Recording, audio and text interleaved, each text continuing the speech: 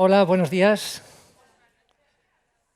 Bueno, bienvenidos a este espacio de la Fundación Telefónica y hoy empezamos, vosotros sois el primer colegio que empieza un ciclo dedicado a escolares, a chavales de vuestra edad.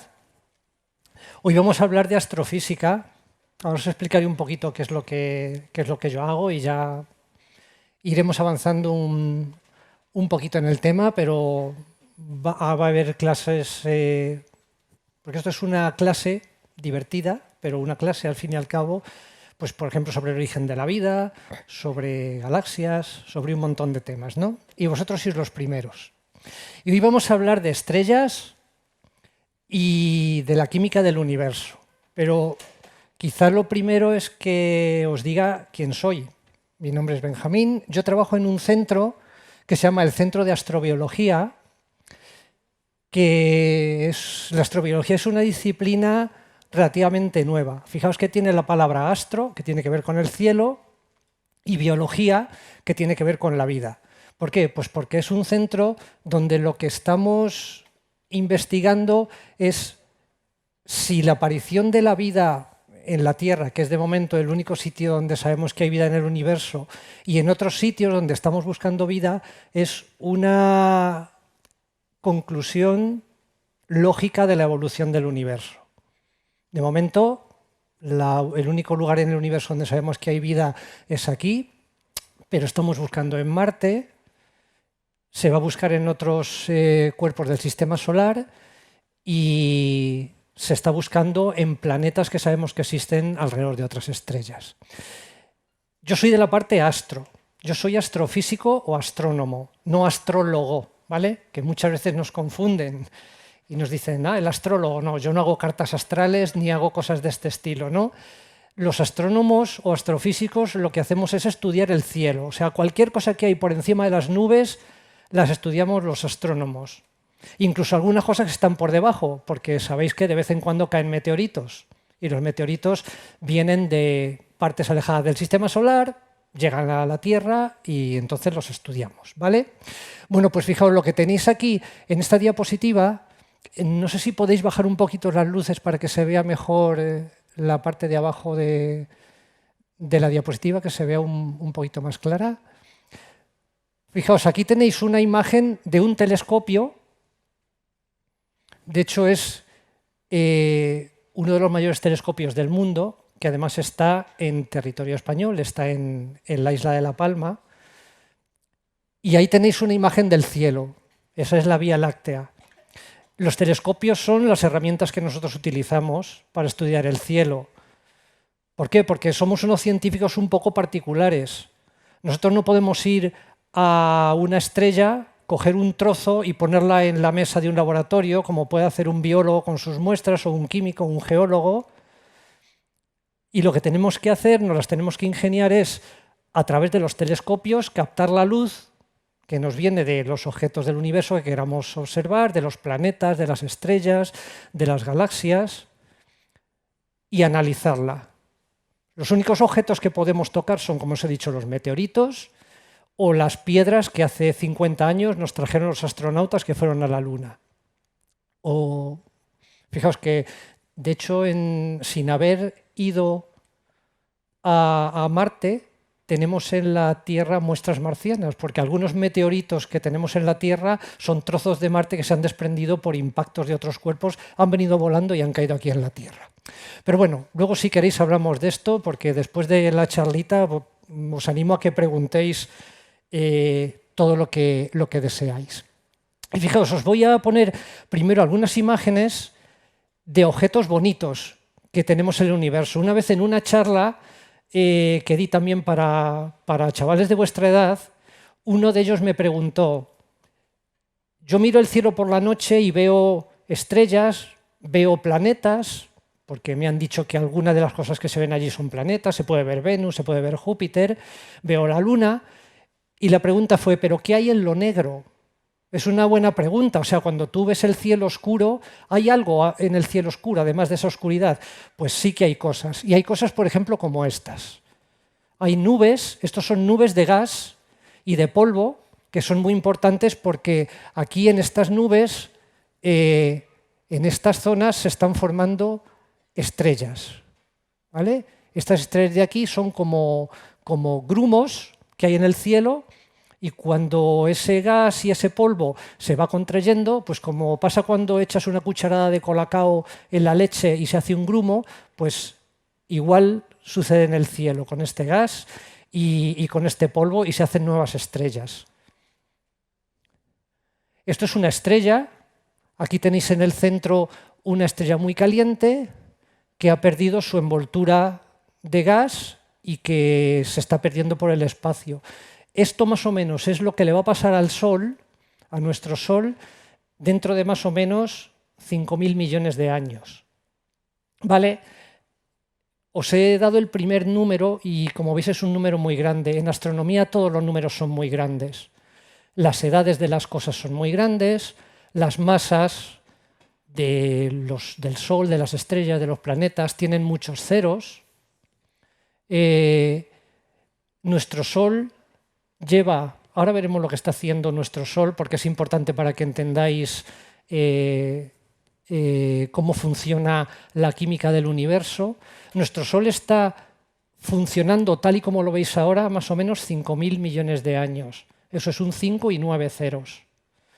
Y le empezarán a pasar cosas raras, que será cuando se le acaba el combustible, lo mismo que un coche se para cuando se le acaba la gasolina, al Sol se le acabará su combustible, y más o menos dentro de 4.000, 5.000 millones de años le pasará algo parecido a esto. Este es el Sol. El Sol visto con unas gafas un poco especiales. Esa es la superficie del Sol y veis que aquí hay unos lazos muy bonitos que tienen que ver con el campo magnético. Imanes. Hay imanes enormes en el universo. ¿Y esto? ¿Alguien podría decirme lo que es esto? Esto es Júpiter, ¿vale? Júpiter es el planeta más grande del sistema solar y lo que veis son, esto parece un cuadro, parece una obra de arte, ¿no? Bueno, pues son nubes, torbellinos enormes que hay en la superficie de Júpiter. Y esta es la Tierra, este es nuestro planeta, un planeta que visto desde lejos es un planeta azul porque la mayor parte del planeta pues, está cubierta por agua. Y para que os deis cuenta, aparte de todo lo que os he dicho, o sea, habéis visto objetos muy bonitos, para que veáis, es algo una cosa muy potente de la astronomía y es que nos coloca en nuestro sitio en el universo. Esto sí que sabéis lo que es, ¿no? Esto es Saturno.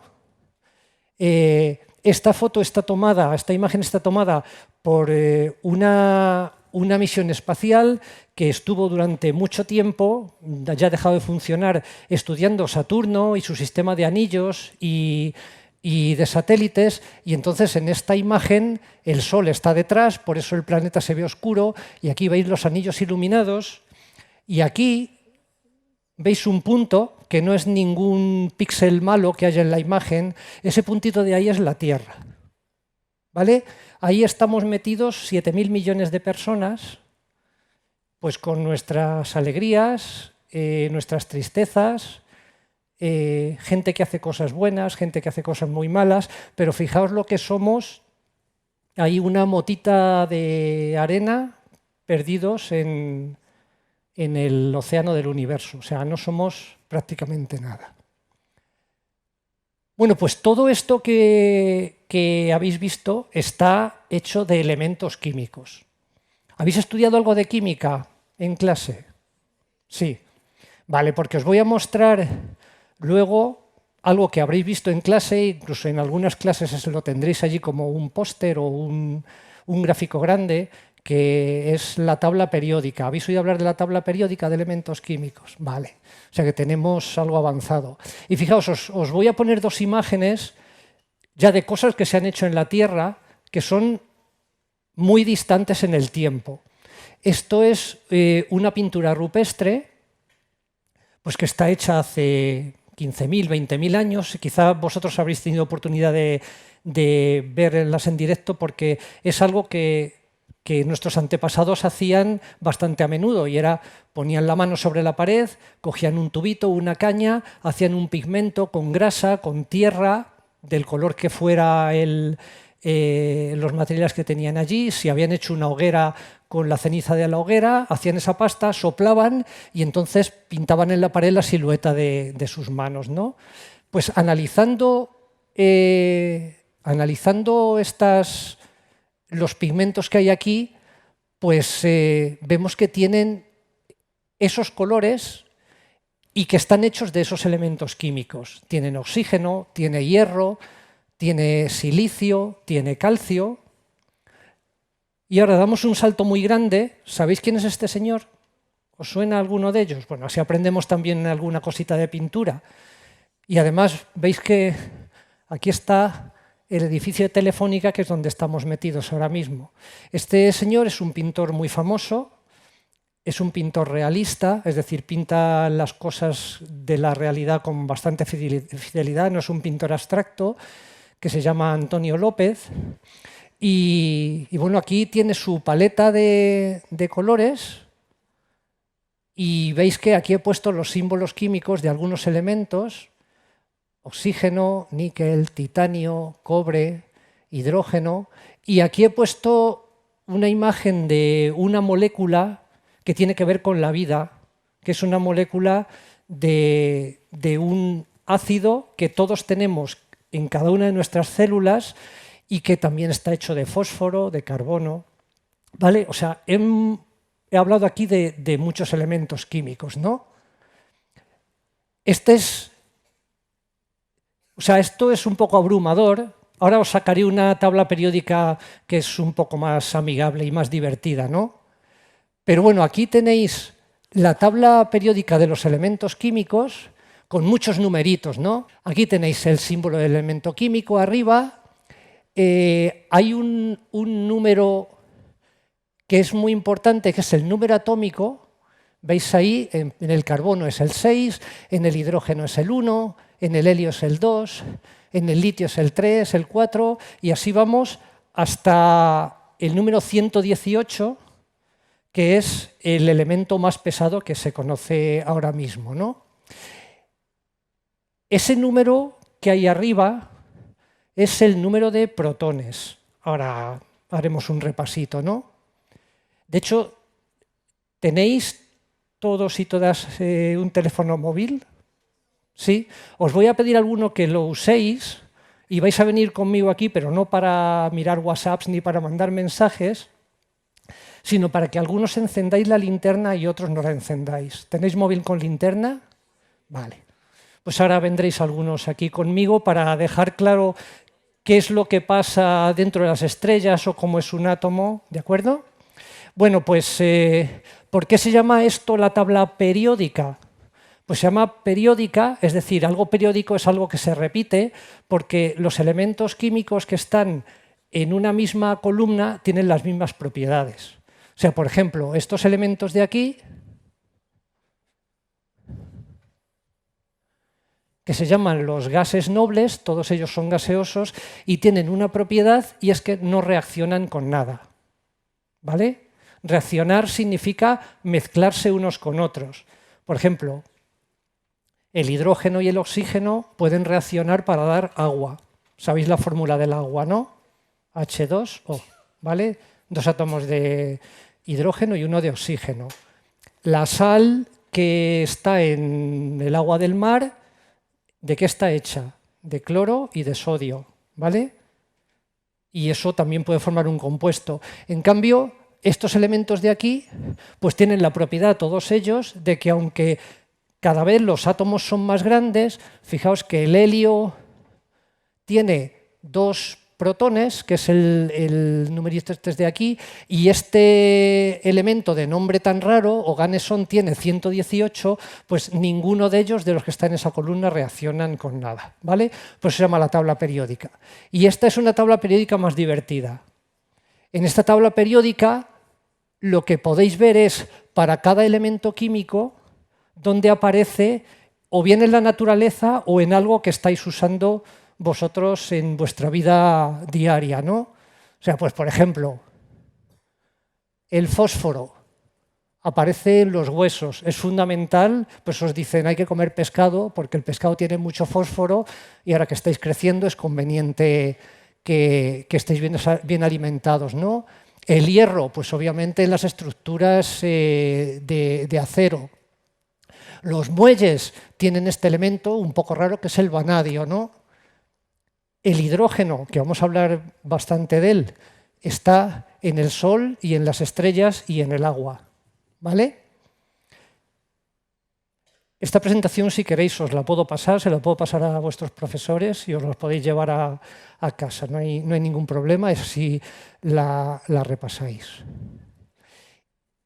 Todo esto es obra de este señor con esta barba tan venerable, que fue un químico ruso que se llamaba Mendeleev. Por eso muchas veces habréis visto la tabla periódica de Mendeleev, y este señor lo que hizo fue apoyarse en estudios anteriores de otros químicos que ya habían intentado, pues con los elementos químicos que se conocían en esa época, intentar ordenarlos, que es algo que los científicos siempre queremos hacer. O sea, en astronomía tenemos objetos muy distintos, pues los queremos meter a todos en cajas para clasificarlos. Clasificamos las estrellas pues, por su color, por su temperatura. Los químicos que hacen, pues clasifican los elementos químicos por sus propiedades. Los botánicos que hacen, pues clasifican las plantas también por sus propiedades, ¿vale? Es algo que los científicos hacemos continuamente, que es clasificar, pues para tener ya ordenado lo que queremos estudiar. Bueno, lo primero que quizá tenemos que hacer es saber qué es un elemento químico, ¿vale? Y un elemento químico, y esto creo que lo saqué del diccionario, es un tipo de materia constituida por átomos de la misma clase con un número determinado de protones. Esto de los protones es fundamental, o sea, quiero que se os meta en la cabeza, aunque ya lo hayáis estudiado en clase. Y tradicionalmente se define como aquella sustancia que no puede descomponerse mediante una reacción química en otras más simples. O sea, si vosotros cogéis un átomo de carbono se podría partir, pero no por una reacción química, ¿vale? Se podría partir de otra forma. Entonces, fijaos, esto es un átomo de hidrógeno, ¿vale? Un protón y un electrón. De los electrones nos vamos a olvidar bastante en esta charla. A nosotros lo que nos interesa es el núcleo, ¿vale? Cuando llame con vuestro teléfono móvil, y va a ser dentro de nada, los protones quiero que sean teléfonos móviles con la linterna encendida, porque luego hay otras partículas que están en el núcleo de los átomos. ¿Alguien sabe cómo se llaman? Neutrones, ¿vale? Los protones son partículas positivas, tienen una carga positiva. Y veis, este es el segundo elemento de la tabla periódica. Tiene 2 protones y 2 neutrones, ¿vale? Entonces, salid 4 de vosotros con vuestros móviles, con vuestra linterna, para hacer el ejemplo de lo que es un átomo de helio.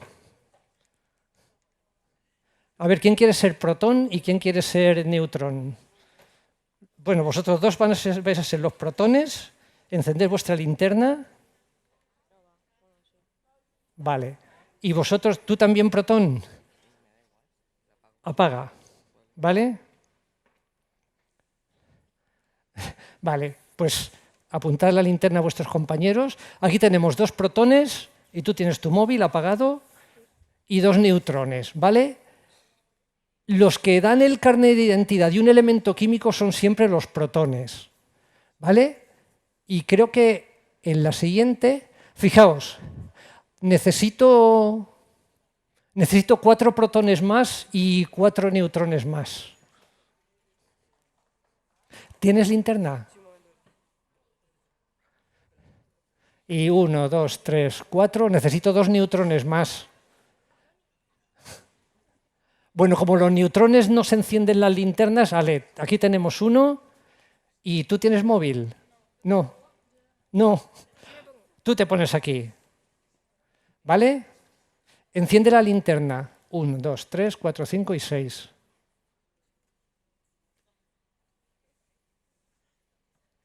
Y aquí 1, 2, 3, 4 y 5. ¿Qué pasa con los neutrones? Bueno, yo soy un neutrón también. ¿Vale? Me pongo aquí con mi móvil apagado. Bueno, pues si esto fuera 6 protones y 6 neutrones, quedaos con que los protones son los que tienen la carga positiva, la linterna encendida. Eso es lo que se llama un átomo de carbono, un núcleo de carbono, y fijaos que le he puesto aquí un 12, ¿vale?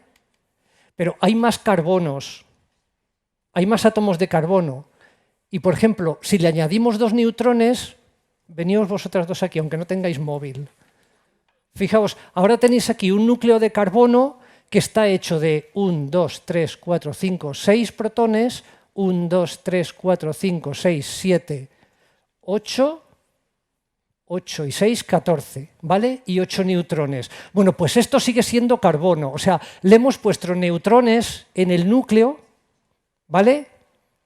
Pero sigue teniendo 6 protones. Y mientras tenga 6 protones, aunque haya aquí muchos neutrones, esto sigue siendo carbono. Por cierto, ¿habéis oído hablar alguna vez del carbono 14? ¿Para qué se usa? ¿Os suena?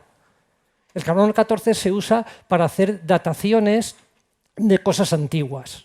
O sea, es un método para saber qué edad tienen pues, restos arqueológicos o restos fósiles muy antiguos. Os he querido sacar, aparte de poner esta diapositiva, para que se os quede en la cabeza que lo que le da identidad a un elemento químico es el número de protones. Si quitamos protones del núcleo, o sea, si ahora desaparecieran 2 protones, ¡hala!, iros a vuestro sitio, y desaparecieran, quedaos ahí 4 neutrones y vosotros a vuestro sitio, gracias. ¿Te quieres quedar? 1, 2, 3, 4, 5. No, necesito 4 y 4. No, quédate. Y ahora vamos hacia atrás y vamos a ver en la tabla periódica quién seríais. Fijaos, hidrógeno, helio, litio y tenéis 1, 2, 3 y 4. 4 protones, seríais el berilio, ¿vale? Que el berilio además está en las esmeraldas. Bueno, pues que se os quede eso en la cabeza. Vale, sentaos, a lo mejor luego os saco otra vez.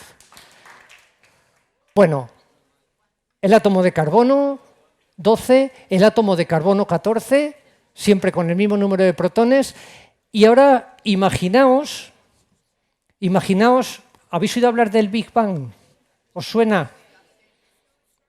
Bueno, el Big Bang se supone que fue hace muchos miles de millones de años el origen del universo. Bueno, pues ha habido unos astrónomos muy listos que le han dado la vuelta a la película del universo y han estudiado qué pasaba pues, en los primeros instantes de cuando se construyó el cosmos, ¿no?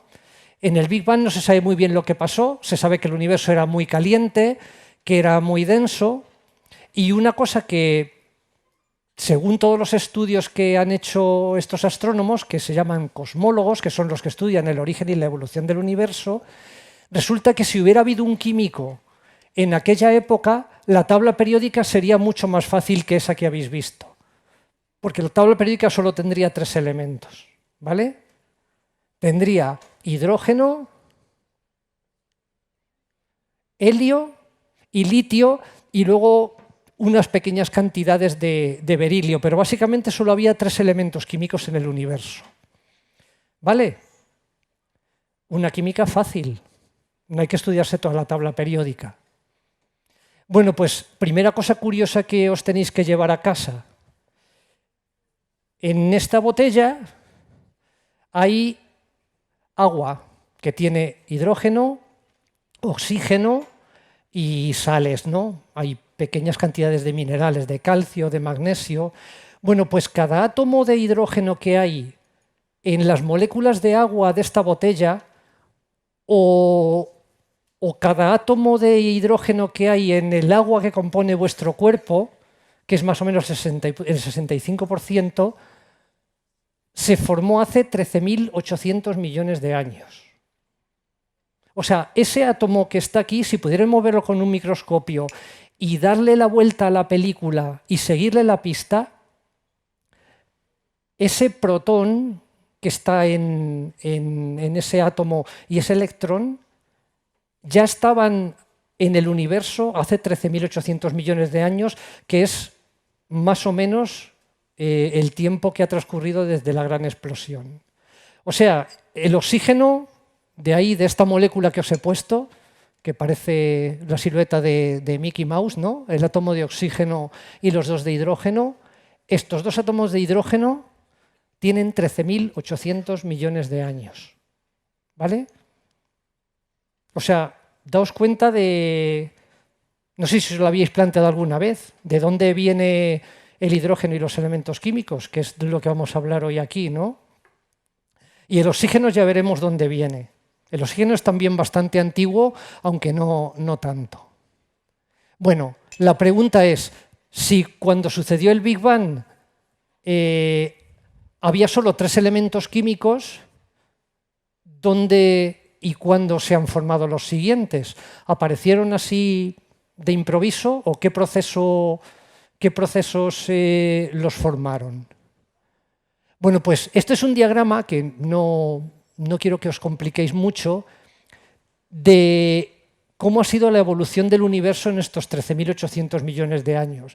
O sea, esto es un eje donde aquí representamos el tiempo, aquí sucedió el Big Bang, la gran explosión, y esta forma de embudo quiere simbolizar que el universo se está expandiendo, ¿vale?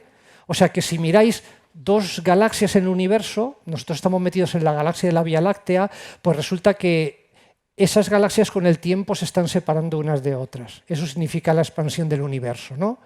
Bueno, pues resulta que aquí, en los primeros instantes, como os he dicho, solo había hidrógeno, helio y un poquito de litio, que es el siguiente elemento, pero la mayoría del gas era hidrógeno y helio, ¿no? Y nosotros estamos aquí ahora, 13.800 millones de años después del Big Bang, y cuando el universo era mucho más joven, cuando el universo tenía unos 200 millones de años, es cuando se formaron las primeras estrellas. ¿Vale? Entonces se formó la primera generación de estrellas. Y la primera generación de estrellas, pues claro, ¿de qué estaba hecha? Pues estaba hecha de los materiales que había entonces. Estaba hecha de hidrógeno, de helio y eso, un poquito de litio, y luego se empezó a formar el siguiente elemento químico, que es el berilio. Y además eran unas estrellas que son muy distintas a las estrellas que veis ahora por la noche. ¿Por qué? Porque las estrellas que veis ahora por la noche tienen los mismos elementos químicos de los que estamos formados nosotros. Entonces, por eso he puesto aquí arriba primera generación de estrellas, las primeras que se formaron en el universo. Y las masas eran enormes, tenían 1000 veces la masa del Sol. Y la masa del Sol, otro número grandote, es un 2 y 30 ceros en kilogramos, ¿vale? Esos son números muy, muy grandes. ¿Qué pasa dentro de una estrella? ¿Qué pasa dentro del Sol? Y aquí está la clave para toda la cocina de los elementos químicos. Pues dentro de una estrella lo que pasa es esto. Tenéis 4 protones, 4 linternas encendidas. Hay, como la temperatura es tan alta, los protones colisionan unos con otros y entonces hay una reacción, se llama una reacción nuclear, y entonces pasa algo casi mágico, y es que en esa reacción nuclear 2 de los protones apagan sus linternas y se convierten en neutrones. ¿Vale? Lo que está sucediendo en el Sol y en esas estrellas primitivas es que 4 protones se convertían en el siguiente elemento de la tabla periódica más sencillo, que es el helio. ¿Vale? Veis que el helio tiene 2 protones y 2 neutrones, y he pintado aquí unas rayitas y eso significa energía. Y fijaos, he puesto aquí una balanza y he puesto aquí los 4 protones y he puesto allí el núcleo de helio, y resulta que los 4 protones pesan más que el helio. ¿Habéis visto esta fórmula alguna vez? ¿Os suena? ¿Sabéis quién fue el autor de esta fórmula? Einstein. ¿Y alguien me puede decir qué significa? ¿Sabéis qué es esto? Energía es igual a masa por la velocidad de la luz al cuadrado. La velocidad de la luz es un número grande. En kilómetros por segundo son 300.000. Si la eleváis al cuadrado, pues es un 3 con 5 ceros. Si la eleváis al cuadrado, os queda un 9 con 10 ceros. ¿Vale? Entonces, ¿esto qué significa? Que con una cantidad muy pequeñita de masa multiplicado por un número muy grande, te da una cantidad de energía grande. Bueno, pues esta energía es la que en esta reacción, esta masa que falta aquí se ha transformado y entonces del núcleo de las estrellas tenemos energía, que es al final el calor y la luz que nos llega a nosotros, y la transformación de elementos químicos. El hidrógeno se transforma en helio. Esa es la gasolina de las estrellas. Para que os hagáis una idea, pues bueno, vuestros padres o vuestros familiares tendrán un coche y bueno, ahora hay híbridos y tal, ¿no? Pero os dirán, pues el coche, o lo habréis oído, este coche gasta 6 litros de gasolina o de gasoil cada 100 kilómetros, ¿vale? ¿Qué hace el Sol? Pues el Sol en cada segundo, o sea, conforme yo estoy hablando aquí, 1, 2, 3, está quemando 700 millones de toneladas de hidrógeno. Claro, va a llegar un momento en que se le acabe la gasolina, el hidrógeno, y ya veremos lo que le sucede. Pero básicamente esto es lo que pasa en las estrellas. ¿Y cómo se forman elementos químicos más grandes? Pues cuando se agregan más núcleos dentro de las estrellas. Fijaos, aquí tenemos helio más helio, colisionan y se forma el berilio. Berilio y berilio colisionan y se forman cosas más grandotas.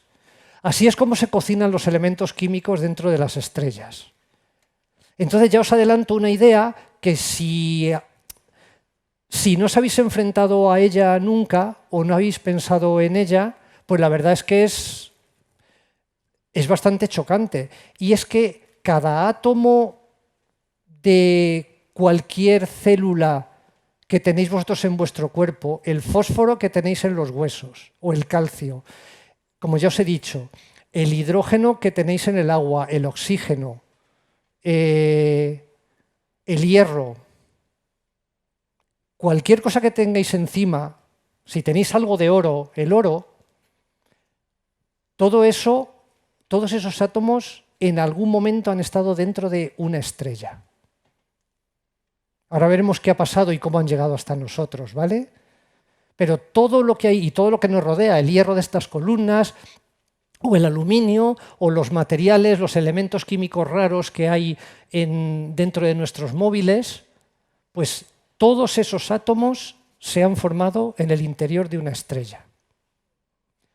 Una vez en una charla, pues yo le conté esto y había una pareja eran unos chicos un poquito más mayores que vosotros, y después de la charla vinieron y dijeron, nunca nos habíamos planteado esto y nos ha cambiado un poco la visión de dónde venimos. O sea, yo nunca me había preguntado de dónde venían los elementos químicos que nos componen, ¿no? Y saber que todos esos elementos químicos, todos esos átomos se han cocinado dentro de una estrella y durante toda la historia del universo han acabado formando parte de nuestro cuerpo y de todo lo que nos rodea, pues es una cosa que es bastante sorprendente, ¿no? Fijaos, lo que sucede en las estrellas es que los núcleos de las estrellas van funcionando y van cocinando elementos químicos cada vez más y más pesados. Entonces, pues hay algunas estrellas que lo que hacen es que se les acaba el hidrógeno en el núcleo y crean oxígeno y carbono, el carbono y el oxígeno se acaban y van formando elementos más y más pesados, y entonces la estrella tiene una estructura así como si fuera una cebolla. Tiene una capa de hidrógeno, luego aquí otra capa de hidrógeno que está fundiéndose, helio, carbono, magnesio, silicio, hasta que llega a formarse hierro en el núcleo de la estrella. Y cuando se llega a formar hierro pasa algo bastante curioso, y es que el hierro, o sea, en lo que está hecho esta columna, el hierro es el elemento químico más estable que hay en la naturaleza. Entonces, el hierro de por sí no puede dar lugar a reacciones nucleares. Y entonces lo que sucede es esto, y es que la estructura de la estrella, como el hierro ya no puede dar reacciones nucleares, pues la estructura de la estrella colapsa y en una fracción de segundo explota. Esto que veis aquí es un vídeo, es una simulación hecha por ordenador, y entonces explota y todos esos materiales, todos esos elementos químicos que se habían cocinado dentro de la estrella, los lanza al espacio. ¿Vale? Entonces, en el espacio que antes estaba medio vacío y que solo tenía unos pocos átomos de hidrógeno y de helio, ahora resulta que está enriquecido por todos esos elementos químicos que se han creado dentro de la estrella. ¿Me seguís? O sea, tenemos la estrella, las primeras estrellas que solo tenían hidrógeno y helio, dentro de la estrella se cocinan los elementos químicos hasta el hierro, la estrella explota y lanza al espacio elementos químicos que antes no existían. ¿Vale? Bueno, pues esto es lo que os pongo aquí. El espacio se enriqueció con elementos químicos que antes no existían, pero solo hasta el hierro. Entonces faltan piezas del rompecabezas. Fijaos, tenemos la tabla periódica vacía. Ya hemos avanzado desde que teníamos hidrógeno, helio y un poquito de litio al principio del universo, que estábamos ahí arriba, y ahora ya hemos llegado hasta aquí. Y hasta aquí, si contáis, solo hay 26 elementos químicos. Nos faltan hasta 100 y pico. ¿Y todos esos cómo se forman? ¿Cómo se forman los elementos más pesados? Pues aquí tengo que hacer un paréntesis para explicaroslo, ¿no? Y ahora ahora necesitaría pues por lo menos 26 niños con móviles que fueran protones y 26 niños con móviles que fueran neutrones. Pero como entonces sería un mogollón, lo voy a hacer solo con 3, ¿vale? Entonces necesito ahora 3 protones y 3 neutrones. Sí, puede ser que no hayáis salido antes, pero bueno. Sí, bueno. ¿Tú que eres un lanzado? A ver, ¿vosotros qué queréis ser? ¿Protones? Da igual. Venga, encended el móvil. Vosotros sois los 3 protones y tú vente aquí. Y vosotros sois neutrones y yo voy a ser un neutrón, ¿vale? Fijaos, en esas explosiones, cuando se lanzan al espacio elementos químicos, se lanzan también, aparecen por ahí un montón de neutrones sueltos, ¿no?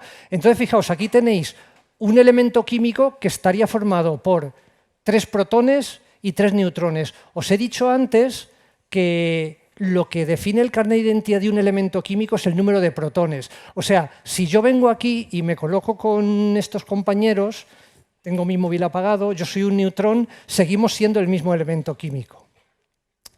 Pero bueno, hay unas reacciones que son muy curiosas, y es que yo soy un neutrón de estos que va paseando por ahí por el espacio, y entonces vengo y choco con el núcleo atómico. Y entonces sucede una cosa que tiene un nombre así un poco... es un nombre muy bonito, se llama una desintegración beta. Y entonces, de repente, el neutrón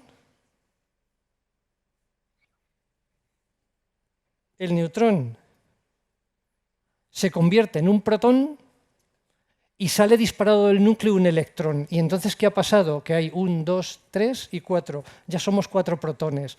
O sea, un átomo al que le ha chocado un neutrón, de repente se convierte en el elemento químico siguiente en la tabla periódica. ¿Vale? Ahora lo vamos a ver con un ejemplo. Gracias, chavales. Y este es el paréntesis que os quería explicar, pero un poco escenificado. Fijaos, esto es lo que hemos hecho antes con las linternas. A un elemento químico le caracteriza el número de protones en el núcleo. Un ejemplo químico.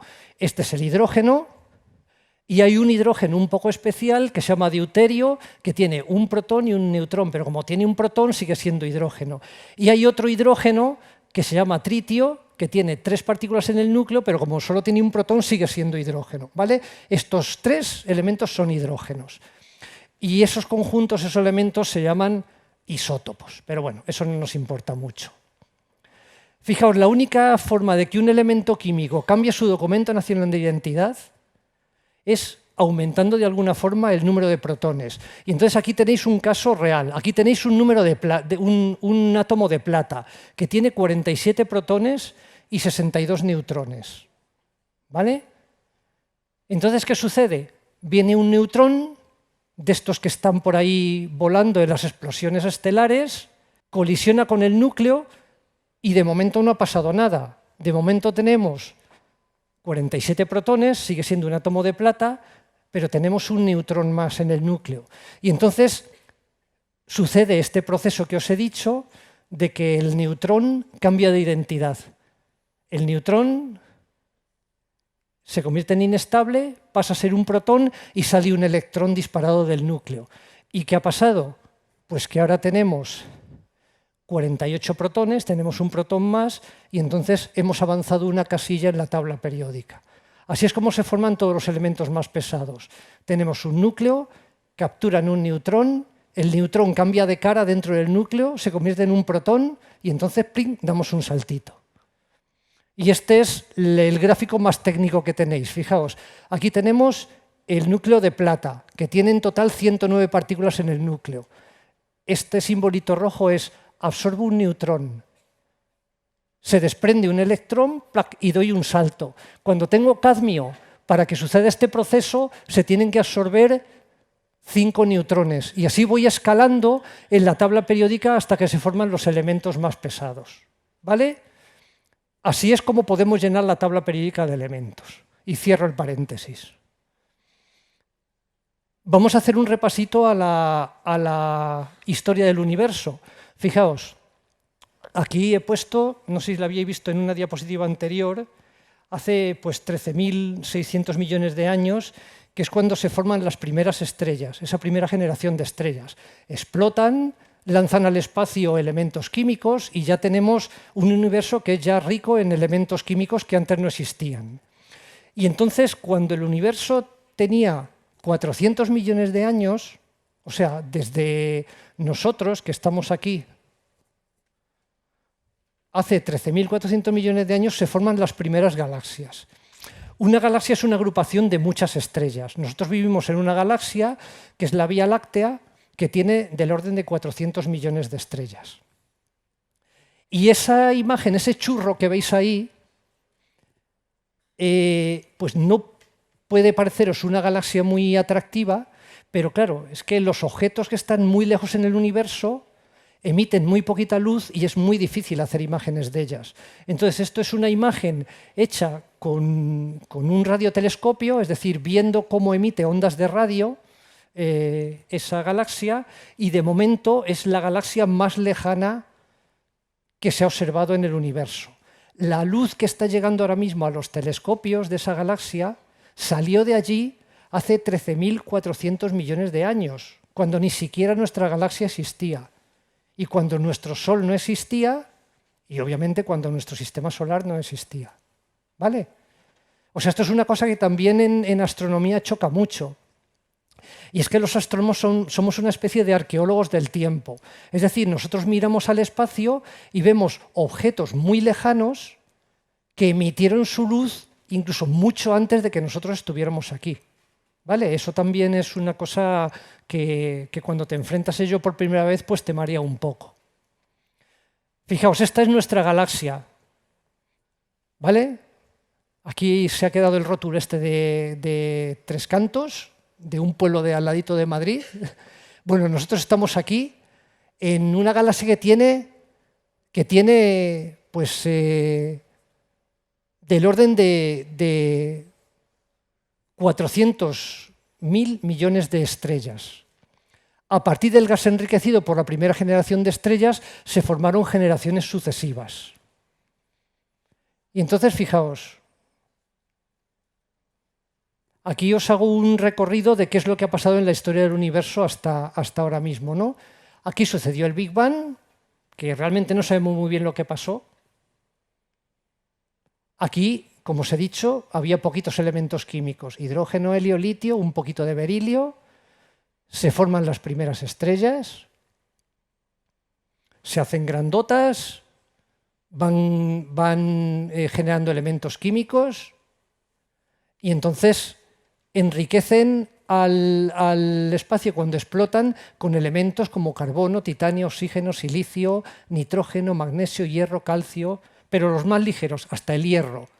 ¿Qué pasa en el universo? Pues que el gas que hay en el universo, enriquecido con todos estos elementos químicos, forma sucesivas generaciones de estrellas. Y esas sucesivas generaciones de estrellas pues también producen sus elementos químicos y ya tenemos el universo poblado con elementos químicos cada vez más y más pesados. ¿Vale? Aquí tenéis una tabla periódica donde os dice cuál es el origen de los elementos químicos, ¿no? Veis que el hidrógeno y el helio se formaron en el Big Bang, un poquito de litio también en el Big Bang, pero luego hay pues, estos elementos que tienen aquí en la tabla periódica la parte más amarilla, pues se crean en estrellas de neutrones. Ahora os hablaré un poquito de qué son estos objetos, porque son objetos muy curiosos. Y fijaos, esto, por ejemplo, ¿os acordáis de una de las primeras imágenes que os mostré al comienzo de la charla, que era una estrella que había perdido masa, había perdido las capas más externas? Bueno, pues estos son estrellas que en su día fueron como el Sol y son más viejitas y han perdido sus envolturas y están lanzando sus envolturas hacia el espacio, y lo que queda aquí en el centro, ¿veis? Es una estrellita bastante débil, y esas estrellas se llaman enanas blancas. Si alguien dentro de 4.000 millones de años, un astrónomo, estuviera viendo nuestro Sol desde lejos, vería ese proceso, vería que el Sol se le acaba el combustible. Primero lo que hará el Sol será hincharse, se convertirá en lo que se llama una gigante roja, invadirá la órbita de Mercurio, de Venus, de la Tierra, y luego las capas más exteriores se perderán por el espacio y lo que quedará en el centro es el núcleo del Sol completamente al descubierto, ¿no? Y para que os deis cuenta de lo raros que son estos objetos, imaginaos que os podéis ir a una enana blanca y ir con una cucharita y colocar un terrón de azúcar de enana blanca en un platillo. Bueno, pues en el otro platillo, para equilibrarlo, tendréis que colocar un hipopótamo. ¿Vale? 1 centímetro cúbico de material de enana blanca, es decir, del núcleo del Sol desnudo y compacto, tiene una densidad de más o menos 1 tonelada por centímetro cúbico. ¿Vale? Esto pasa para las estrellas como el Sol. Para las estrellas que son mucho más masivas que el Sol, pues por ejemplo, imaginaos una estrella que tiene 80 veces la masa del Sol. Cuando explota como supernova, pues lo que queda pueden ser dos cosas. Puede ser una estrella de neutrones, que es un objeto muy compacto, y esto es todavía más extremo que lo que os he comentado antes. Si fuerais una estrella de neutrones y colocáis un terrón de azúcar de estrella de neutrones en la báscula, aquí deberíais colocar 10 millones de hipopótamos para equilibrarlo. ¿Vale? O sea, veis que son cosas que se salen totalmente fuera de lo que uno pensaría, porque uno dice, bueno, vale, que ya es una cosa bastante gorda que yo coloque un dadito, como un terroncito de azúcar en una báscula y que tenga que poner un hipopótamo en el otro platillo para equilibrarlo, pero que tenga que poner 10 millones de hipopótamos en el otro platillo para equilibrarlo, pues la cosa es un poco extrema, ¿no? Y más o menos hace 4.700 millones de años es como se formó el sistema solar. ¿Qué pasó? Pues que había materia en el espacio, enriquecida con todos estos elementos químicos. Esa materia se empezó a acumular por gravedad, se formó un disco muy grande, de gas y de polvo, y dentro de ese disco se hicieron grumos. Y esos grumos son los planetas, ¿vale? Se formaron los planetas gaseosos, se formaron los planetas rocosos. La evolución del sistema solar es una cosa que todavía se está estudiando. No está muy claro por qué el sistema solar tiene la estructura que tiene, por qué tiene 4 planetas pequeñitos al comienzo, por qué tiene ese cinturón de asteroides entre Marte y Júpiter, que son un montón de pedruscos, que hay pues cientos de miles entre Marte y Júpiter, y cómo tienen los planetas gaseosos y luego los cometas, ¿no? Otro problema que tienen los astrónomos que estudian el sistema solar es de dónde viene el agua que hay en la Tierra. O sea, no está muy claro si cuando se formó la Tierra el agua ya estaba aquí o si el agua vino en forma de cometas. Y hay teorías que dicen que los materiales que dieron origen a la vida en la Tierra también venían dentro de cometas, ¿vale?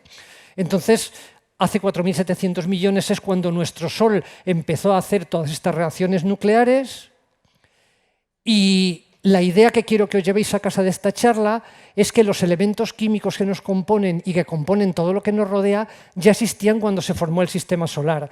O sea, si ahora cogéis la botella de agua y en vez de fijaros en el hidrógeno, os fijáis en el oxígeno del H2O, resulta que el O de las moléculas de este agua se formaron en la generación previa de estrellas dentro del núcleo de una estrella.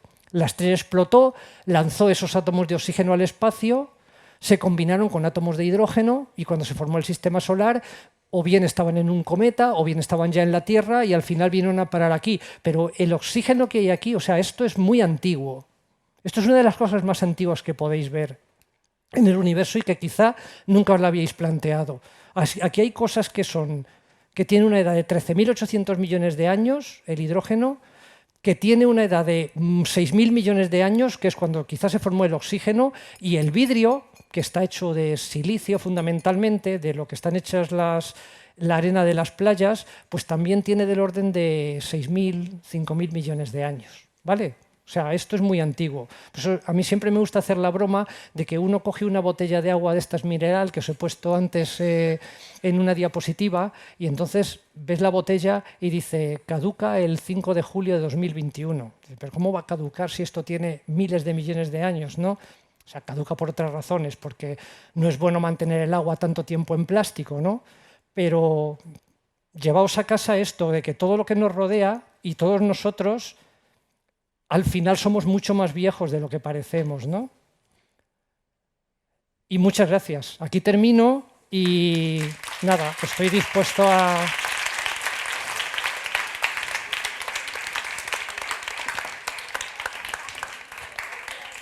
Estoy dispuesto a contestaros las preguntas que queráis sobre esto, sobre curiosidades que tengáis de astronomía, y si las sé contestar, pues os lo diré, y si no las sé contestar, pues os diré que no lo sé, que es también una cosa muy sana. Dime. Que si, por ejemplo, cuando el Sol se apague, ¿qué van a hacer los seres vivos de la Tierra? Bueno, los seres vivos en la Tierra, si es que queda alguno, que bueno, es posible que queden... O sea, toda la evolución del sistema solar es bastante compleja. O sea, fíjate, ¿sabes que hace 65 millones de años hubo un impacto muy grande de un cuerpo que tenía que tener bastantes kilómetros de diámetro y que fue el que causó la extinción de los dinosaurios? Bueno, en media hay impactos catastróficos sobre la Tierra cada 100 millones de años, ¿vale? Impacto catastrófico significa un impacto de un cuerpo grande que hace que las condiciones de la Tierra cambien tanto como para que se extingan especies, ¿no? Pero bueno, hay especies que sobreviven, ¿no? Los dinosaurios no progresaron y gracias a eso pues progresamos nosotros. O las especies de los simios y al final llegamos a nosotros, ¿no? ¿Qué pasará en el largo plazo? Pues fijaos, la historia es... El Sol lleva más o menos 5.000 millones de años quemando hidrógeno, esos 700 millones de toneladas, pero claro, como la masa del Sol es un 2 y 30 ceros, le queda todavía tiempo, ¿no? Pero cuando se le acabe el helio en el núcleo, empezará a hacer esto que os he comentado antes, ¿no? El hidrógeno. Tendrá un núcleo de helio, entonces la estructura de la estrella se empieza a hacer inestable y lo que sucederá es que se empezará a hinchar, ¿no? Entonces, desde la Tierra, ¿qué se vería? Pues desde la Tierra se vería una estrella que de repente se empieza a hacer más roja y más grande. Eso es lo que se conoce como una gigante roja. Entonces, la gigante roja lo que hará será, primero, invadir la órbita de Mercurio. Y aquí en la Tierra empezará a subir la temperatura un montón. Luego invadirá la órbita de Venus. Y luego la atmósfera invadirá la órbita de la Tierra. Entonces, mucho antes los océanos se habrán evaporado, las especies que hay sobre la Tierra habrán desaparecido, y si queda algo, será vida en el subsuelo. Porque mis amigos los biólogos del Centro de Astrobiología lo que dicen, y además lo han comprobado, es que si tú perforas en la Tierra y te metes 600 metros por debajo de tierra, han encontrado bacterias, han encontrado vida dentro de piedras. Y esas bacterias necesitan luz ninguna, agua prácticamente ninguna, oxígeno ninguna, comen pirita, comen hierro. ¿Habéis estado alguna vez en Río Tinto, alguno? ¿Conocéis? Río Tinto es un río muy rojo, por eso se llama Río Tinto, que está en la provincia de Huelva, y es un río donde no hay peces, porque es un río muy ácido, y es rojo porque tiene muchos óxidos de hierro. Y entonces ahí hay unas bacterias que literalmente comen hierro, y sus productos de desecho son ácido sulfúrico, por eso el río es muy ácido. Y esos son algunos de los seres que mis compañeros biólogos llaman extremófilos, que son seres que viven en condiciones extremas. Entonces, dentro de 4.000, 5.000 millones de años, cuando al Sol se le acabe el combustible y la superficie de la Tierra haya quedado calcinada, si queda algo de vida, habrá que buscarla en el subsuelo y muy abajo. Pero queda tiempo, o sea que no te preocupes. Dime.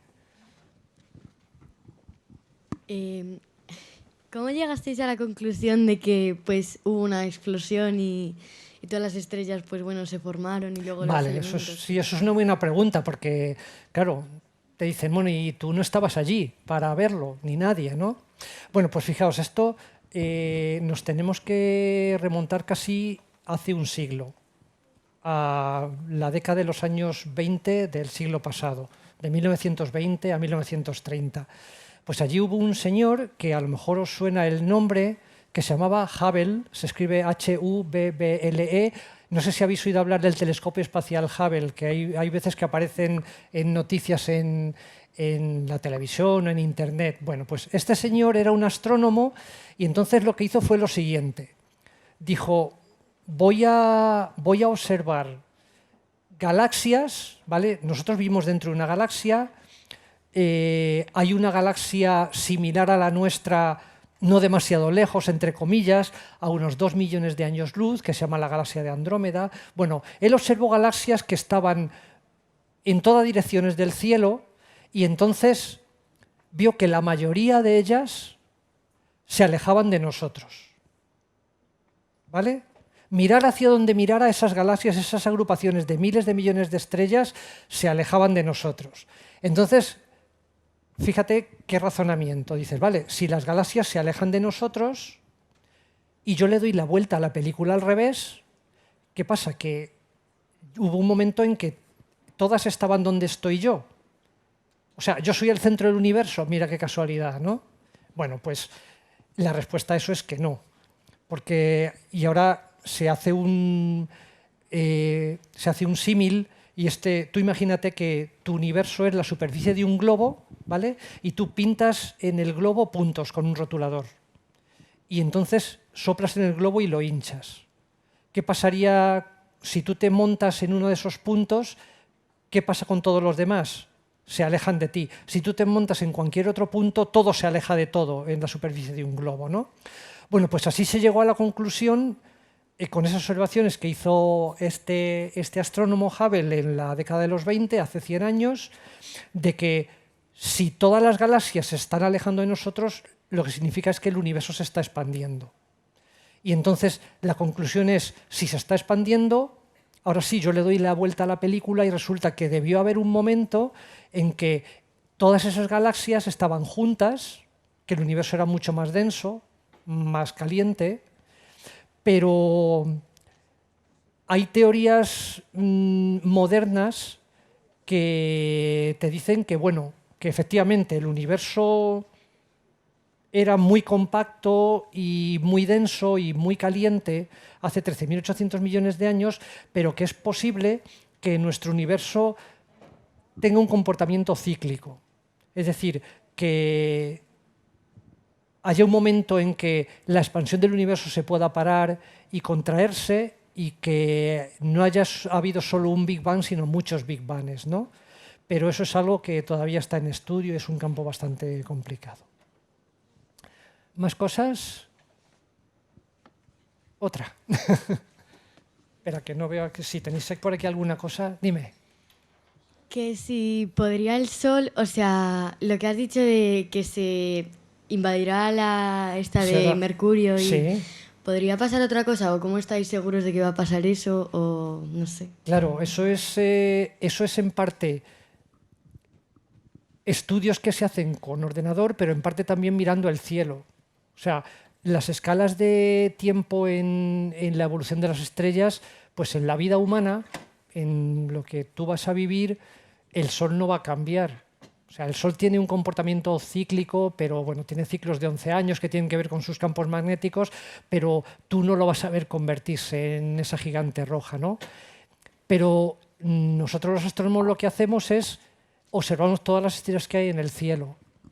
Y entonces puedes ver que hay estrellas de muy distintas clases. Entonces ves estrellas que hay que son muy grandes y muy rojas. Y dices, vamos a ver, y además puedes estudiar la composición, porque hay formas con instrumentos y cámaras que puedes colocar en los telescopios, estudiar la composición, ver qué elementos químicos tienen en la superficie, o sea, son cosas bastante complicadas. Y entonces lo que se hacen son modelos con ordenador, o sea, tú coges el ordenador, tienes todas las leyes físicas que conoces que rigen pues la mecánica de fluidos, de cómo es una estrella, cómo puede una estrella mantener su estructura, si pesa tanto debería colapsar, pero como está muy caliente por dentro, pues se mantiene la estructura más o menos estable. Colocas todas las leyes de la física nuclear, o sea, cosas bastante complejas y haces que el modelo de ordenador que has hecho evolucione y entonces te dice que si tú tienes una estrella como el Sol y haces funcionar todas las leyes físicas, su evolución natural va a ser convertirse en una estrella así de esas grandes, ¿vale? Entonces, hay muchos modelos. Cuando Einstein se fue a Estados Unidos, a la Universidad de Princeton, y le dijeron, ¿qué necesita usted para trabajar? Él, como era un físico teórico, él dijo, necesito un lápiz, un papel y una papelera. Y la papelera era para tirar a la papelera todos los modelos que no funcionaban, ¿vale? Los astrónomos estamos haciendo continuamente eso. O sea, nosotros tenemos unas observaciones, tú tienes en el cielo, puedes contar cuántas estrellas hay de cada clase y digamos que la teoría que tú tienes que elaborar tiene que explicar todo eso que tú ves en el cielo. Y entonces continuamente nos pasamos la vida tirando a la papelera o a la papelera del ordenador o a la papelera, cosas que no funcionan hasta que encontramos algo que cuadre. Y ahora mismo, digamos que lo que está todo bien redondito y funciona bien es este modelo de que estrellas como el Sol se expandirán, se convertirán en gigantes rojas, te quedará una enana blanca adentro y esas capas exteriores invadirán las órbitas de los planetas rocosos. Más cosas. Dime. Dentro de dentro de cuánto tiempo creéis que vais a saber, o sea, no me estoy explicando bien. ¿Dentro de cuánto vais a saber si hay vida en Marte? Vale. Pues fijaos, ha habido desde más o menos hace 35 o 40 años misiones robóticas a Marte, ¿no? Y hasta ahora lo que han hecho las misiones robóticas ha sido, pues tienen unos aparatitos, rascan un poquito la superficie y entonces tienen una serie de reactivos y hacen unas reacciones químicas con unos compuestos que los bioquímicos llaman biomarcadores. Y entonces Si dan un resultado positivo es que haya podido haber vida, o si no dan resultado, pues es que de momento no se ha encontrado nada, ¿no? En el año 1996, antes os he comentado que tenemos la suerte de han ido naves a Marte, pero no han vuelto. No nos han traído muestras de Marte. Pero hay meteoritos marcianos en la Tierra. O sea, en 1996, pues unos exploradores polares en la Antártida se encontraron una piedra roja. Una piedra roja y dijeron, ¿qué pinta esto aquí en medio del hielo? Y entonces era un meteorito más o menos de este tamaño. Analizaron la composición y coincidía con la composición química que nos daban los robots en Marte. Bueno, pues abrieron ese meteorito y ahí había unas formas que parecían una especie de gusanitos microscópicos fosilizados. Entonces hubo bastante polémica y dijeron, caramba, bueno, no hemos encontrado vida, pero es posible que hayamos encontrado trazas de vida, o sea, fósiles en Marte. Ahora la opinión está muy dividida porque parece ser que esas pequeñas estructuras se pueden formar por procesos que no tienen nada que ver con la vida. Como os he comentado antes, los compañeros bioquímicos lo que dicen es que hay que perforar en Marte, ¿no? Entonces, este año 2020 va a ser un año muy marciano, porque se van a lanzar 2 misiones a Marte, aprovechando que, bueno, sabéis que el periodo orbital de la Tierra alrededor del Sol es 1 año, pero el periodo orbital de Marte pues son 2 años. Entonces hay veces que la posición de la Tierra y de Marte no es muy favorable. Entonces, aprovechando que la Tierra y Marte van a estar relativamente cerca, se van a lanzar 2 misiones a Marte que van a hacer unas pruebas un poquito más contundentes. Y ya hay previstas misiones a Marte para perforar al menos 2 metros. Entonces, ¿cuánto lo sabremos? Yo creo que en los próximos 10 años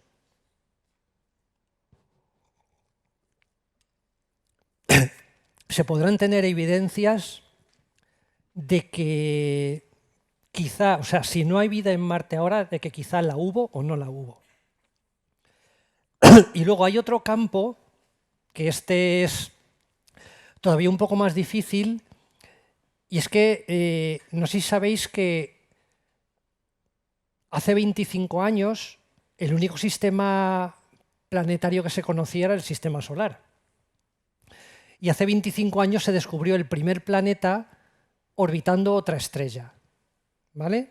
De hecho, este año el premio Nobel se le han dado a los 2 astrónomos, eran suizos,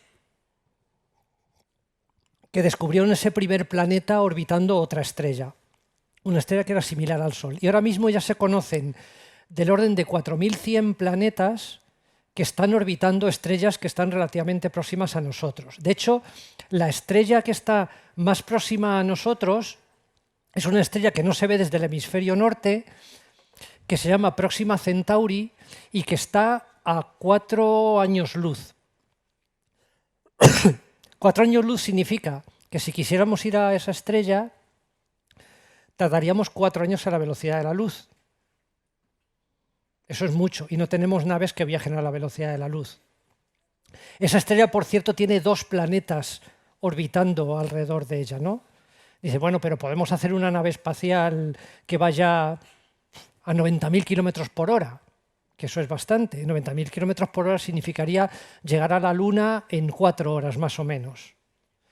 Lo que pasa es que para llegar a esa estrella, a Próxima Centauri, en una nave que viaja a 90.000 kilómetros por hora, tardaríamos 50.000 años. O sea, es ciencia ficción. Saldríais de la Tierra y sería pues como en las películas estas de ciencia ficción donde hay una nave, os olvidáis de la Tierra, os olvidáis de todo lo que dejáis allí, pero tendrían que pasar generaciones y generaciones, 50.000 años de viaje, hasta llegar a esa estrella y poder ver en esos planetas si hay vida, y eso es la estrella más próxima.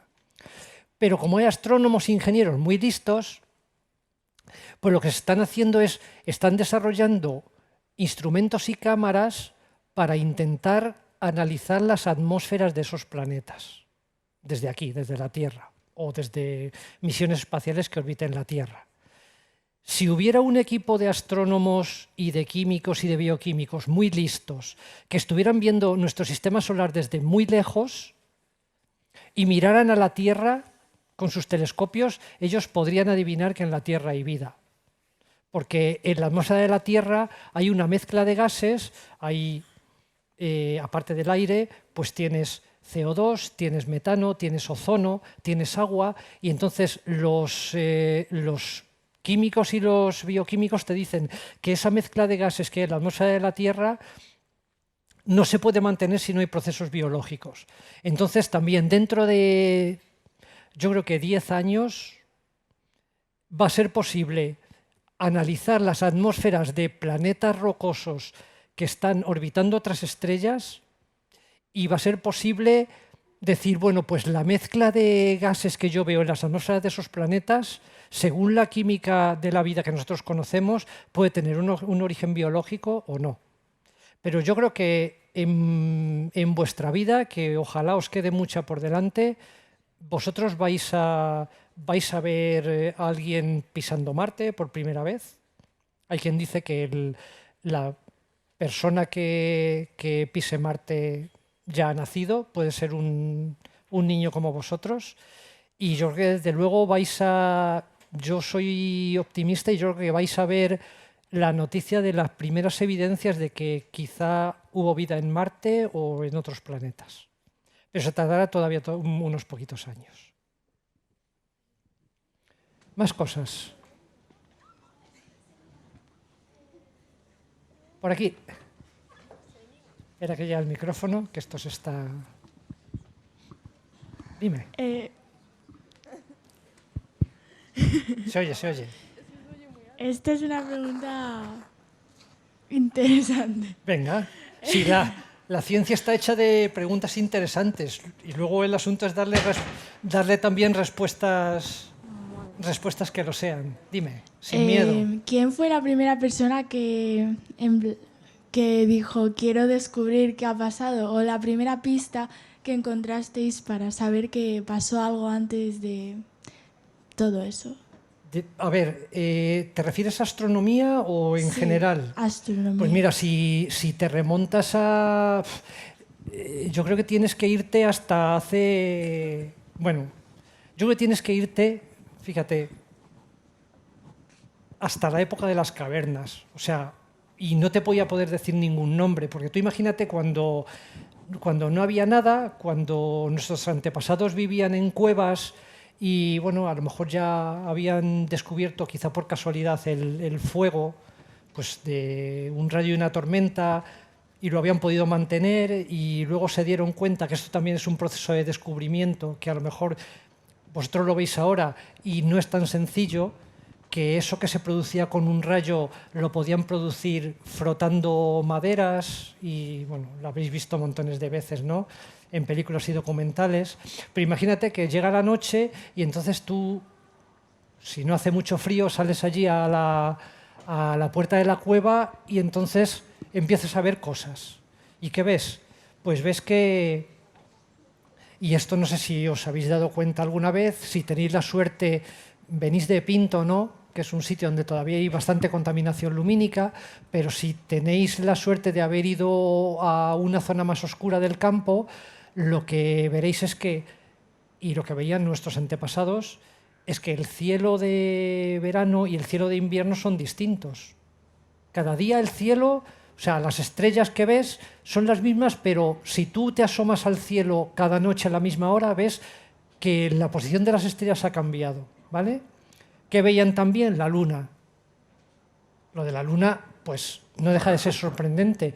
Veían que cíclicamente la luna pasaba de estar iluminada, aquello que sería, no tenían ni idea de a qué distancia estaban, a pasar a cuarto menguante, luna nueva, cuarto creciente.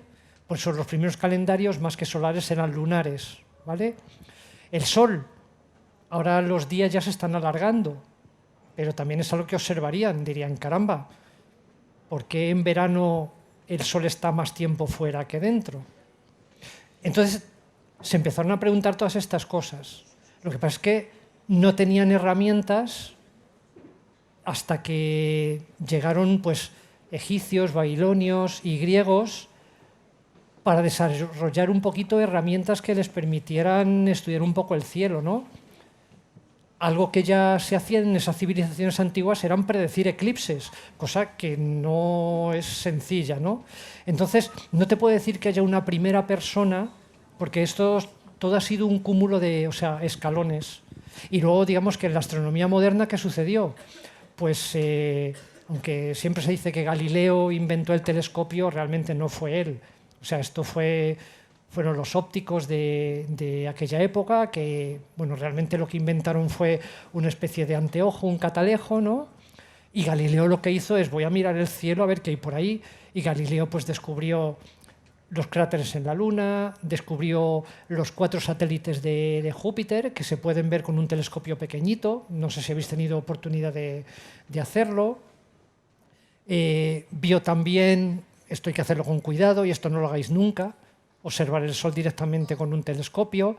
Entonces, ahí digamos que es donde empezó la astronomía moderna, con el uso del telescopio. Pero antes del telescopio, pues hubo gente, que no sé si os sonarán los nombres, como Kepler, que lo que hizo fue, con instrumentos, simplemente midiendo ángulos y brillos un poco a ojo, porque él no tenía telescopio, él dedujo cómo eran las órbitas de los planetas en torno a la Tierra, y luego eso le dio pie a Newton, que sí que habréis oído hablar de él, para enunciar la ley de la gravedad. Entonces todo esto ha sido un escalón. Y ahora, pues afortunadamente, estáis viviendo vosotros la explosión de las tecnologías. O sea, va a haber cada vez telescopios más grandes, instrumentos y cámaras más precisos, y de aquí a 20, 30 años pues se van a hacer descubrimientos tremendos. Más cosas. ¿Por allí?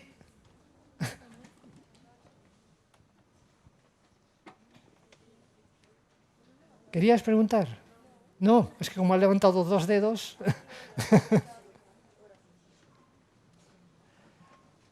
Hay una pregunta que me sorprende que no hayáis hecho ninguno. Porque siempre los chavales me preguntáis esto. Y es, ¿qué es un agujero negro? ¿Alguien me lo sabe decir, qué es un agujero negro?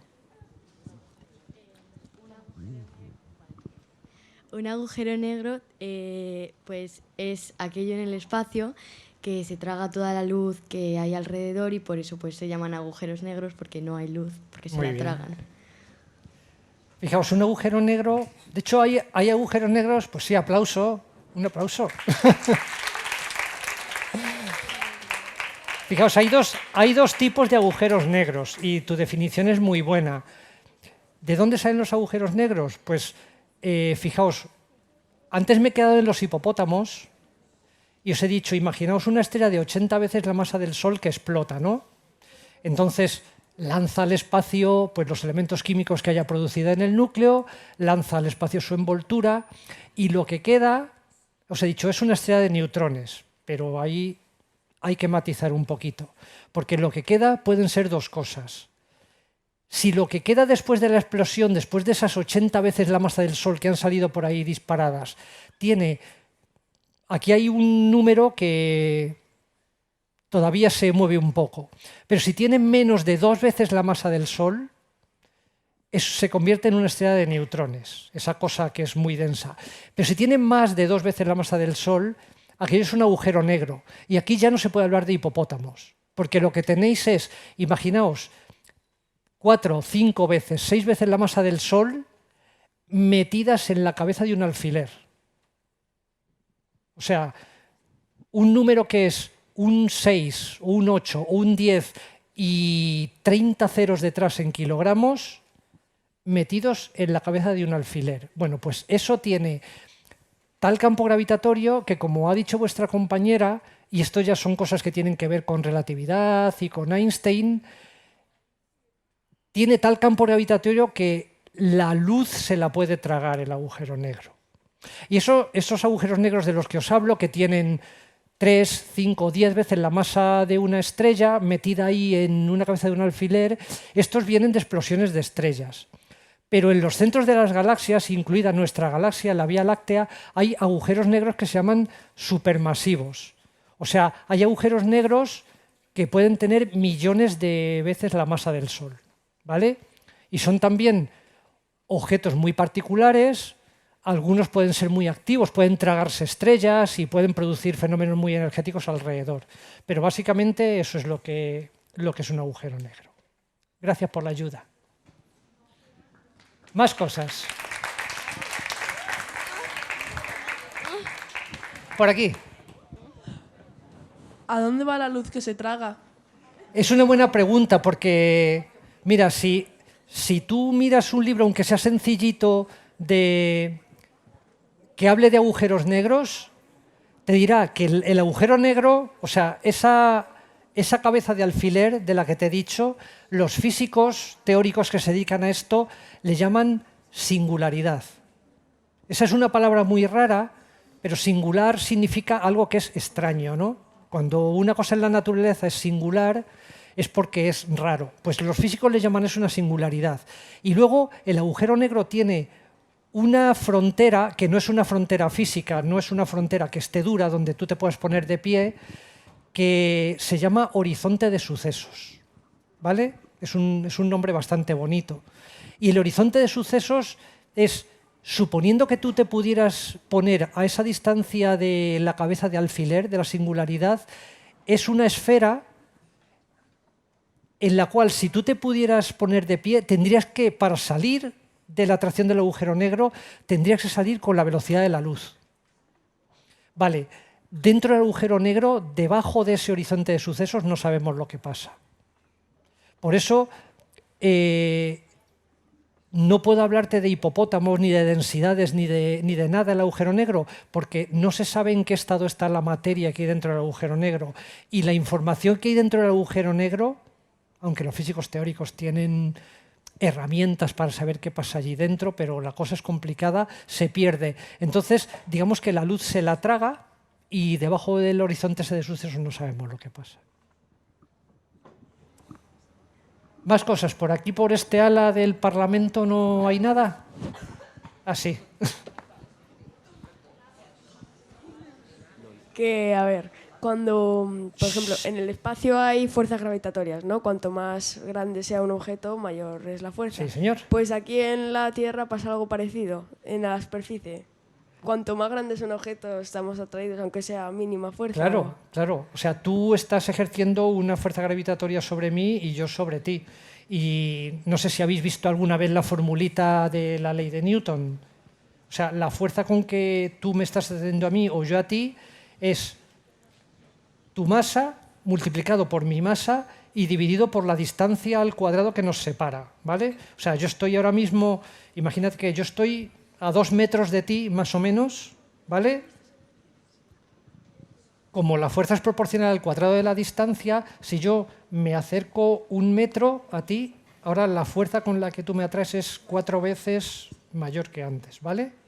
Pero si ahora cogemos toda la masa de todos los niños que estáis aquí y la sumáis, pues, y veis la atracción que eso está teniendo, que la está teniendo sobre una persona que esté ahora mismo en la Plaza de España, que está pues a menos de 1 kilómetro de aquí, pues una fuerza pequeña, pero sí. O sea, estáis haciendo una fuerza que es proporcional al producto de las masas de los dos objetos y es tanto menor, está dividido por el cuadrado de la distancia.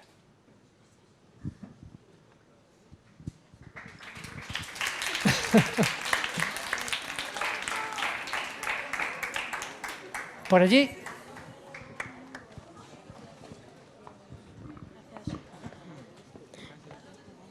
¿Cuál es la motivación que has tenido para llegar a ser astrólogo? Astrólogo, no. No. Astrónomo. Astrónomo. Astrónomo. A ver. Pues fijaos, hay varias cosas y muchas veces, pues bueno, cuando estás estudiando te llama la atención muchas cosas. O sea, yo cuando estaba estudiando pues me gustaba la física, me gustaba la historia, me gustaba la filosofía, pero muchas veces hay cosas que suceden, no sabes muy bien por qué, y sobre todo si tienes un profesor que te motiva en esa materia, pues dices, caramba, esto hay cosas interesantes, ¿no? Entonces, en parte eso me sucedió a mí cuando tenía más o menos vuestra edad o era un poquito mayor, que tuve un profesor de física que pues, nos motivaba mucho y nos enseñaba bastantes cosas. Y luego pues yo me iba a la biblioteca de mi pueblo y había libros. En aquella época pues todavía no había internet, cuando yo era un crío, y leía cosas. Y luego coincidió cuando yo ya decidí estudiar la carrera de Ciencias Físicas, que es lo que tienes que estudiar para ser astrofísico, pues coincidió con una serie que pusieron por la televisión que se llamaba Cosmos. No sé si habéis oído hablar de un astrónomo que ya murió, pero quedaos con el nombre y cuando lleguéis a casa buscarlo en internet, que se llamaba Carl Sagan. Sagan, ¿vale? Quedó con la palabra saga y Sagan. Bueno, pues este hombre hizo una serie que tenía como 15 capítulos, también escribió un libro que se llamaba Cosmos. Él era un astrofísico que estudiaba planetas, le gustaba estudiar el sistema solar, y entonces era una serie divulgativa que hablaba pues, de la Tierra, del espacio, de las galaxias, del universo. Y esa serie a mí me pilló justo en medio de la carrera. Antes la carrera de físicas, lo que ahora se llama el grado, duraba 5 años, ahora dura 4, y en los 2 últimos años teníamos que escoger la especialidad.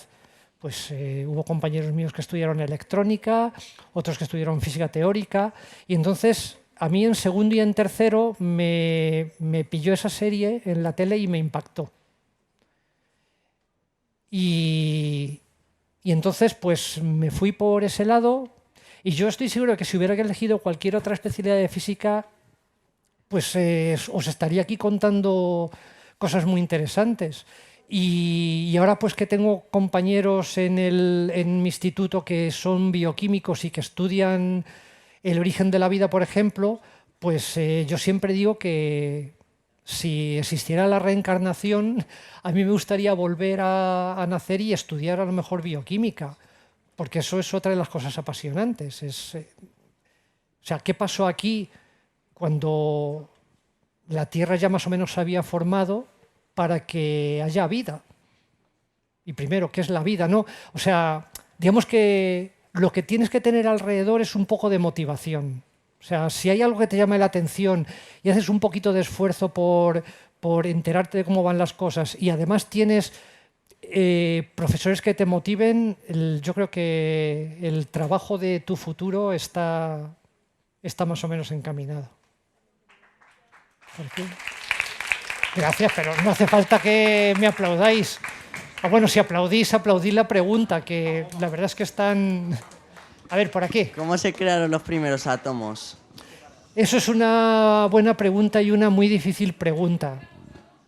Ha preguntado que cómo se crearon los primeros átomos y la verdad es que es una pregunta que necesitaríamos pues casi otra charla de 1 hora, porque claro, os he dicho, si te has dado cuenta, la habrás visto en esta pantalla tuya, que he dicho la tabla periódica cuando el universo tenía 20 minutos, pero ¿qué pasaron en esos 20 minutos?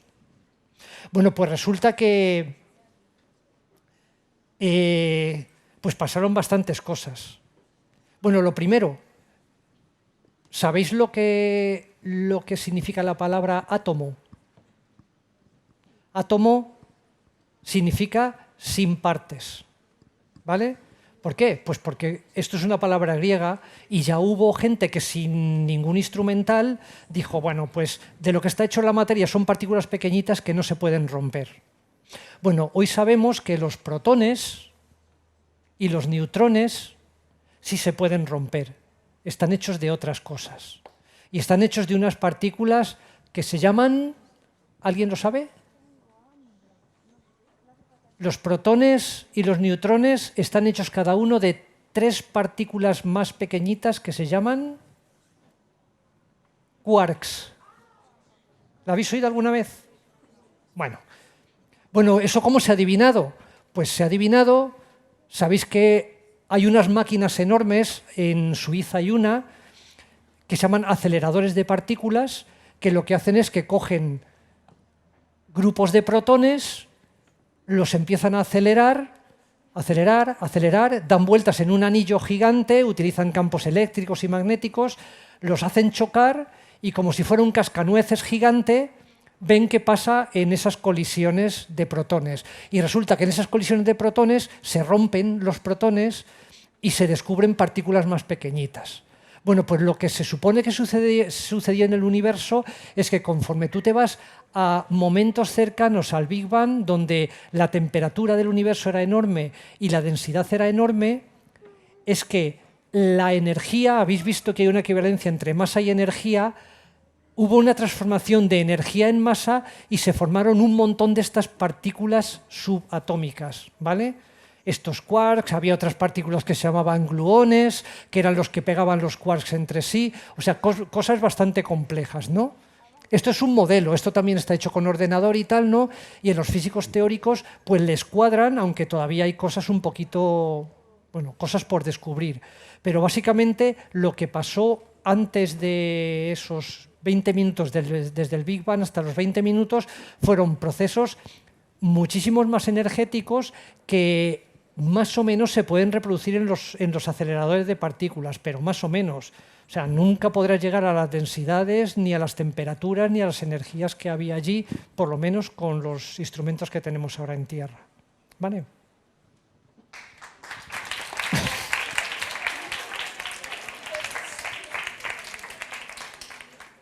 Más cosas. A ver, de los escaños aquí del grupo parlamentario del centro, ¿hay más preguntas?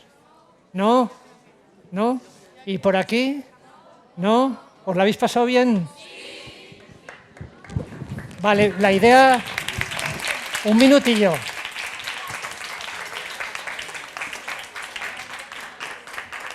La idea que os tenéis que llevar a casa de esta clase, que yo creo que ha sido divertida, yo me lo he pasado bien, es esta. O sea, miráis a vuestro alrededor. Bueno, y no os he comentado nada acerca de otras cosas raras que pasan en el universo, pero si queréis, el año que viene en el ciclo venís otra vez y hablamos de otra cosa.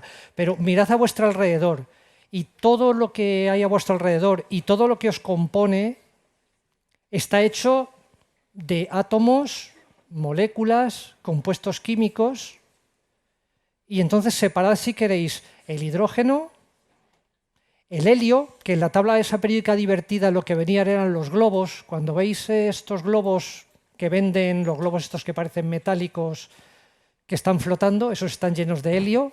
El helio también se formó en su mayor parte cuando el universo era muy joven, pero todos los demás elementos químicos, o sea, si le seguís la pista esta mañana que todos habréis desayunado o habréis desayunado un vaso de leche o os habéis tomado un yogur y en el vaso de leche había un átomo de calcio que se va a fijar en vuestros huesos, o si habéis comido pescado y anoche y ahí había fósforo, pensad que esos átomos se han creado dentro de una estrella hace miles de millones de años. Esa es la idea que quiero que os llevéis, ¿vale?